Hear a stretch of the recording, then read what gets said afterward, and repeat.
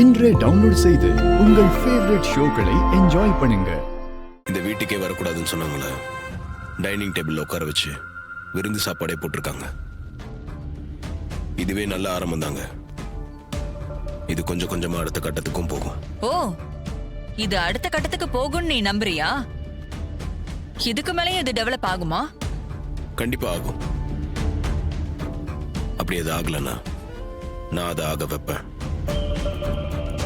ஒரு விஷயம் நல்லா தெரிஞ்சுக்கங்க, என்னைக்குமே நல்லதுதான் ஜெயிக்கும், கெட்ட தோத்து தான் போகும்.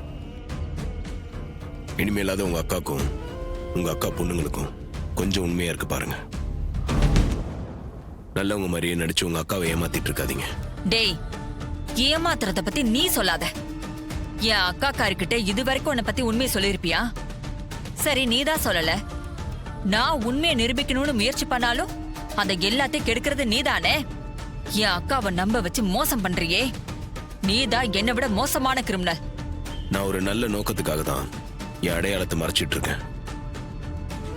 என்னோட அம்மா, தாத்தா, பாட்டி இவங்க எல்லாரும் ஆசைப்பட்ட மாதிரி இந்த 2 குடும்பத்தையும் நான் ஒண்ணு சேர்த்து வைப்பேன். அதுக்காக தான் நான் அத்தைக்கிட்ட உண்மையை சொல்லாம இருக்கேன். நான் இப்படி பண்றதால யாருக்கும் எந்த பாதிப்பும் வராது, கண்டிப்பா நல்லதான் நடக்கும். ஆனா நீங்க பண்றது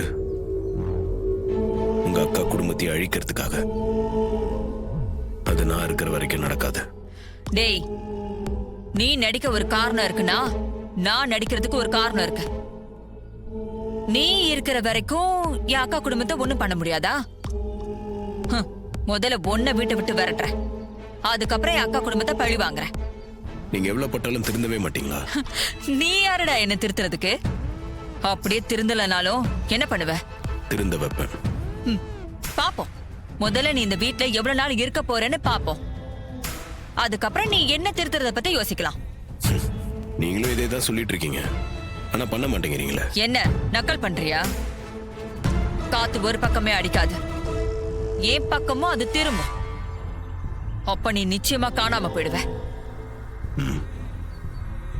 பார்க்கலாம்.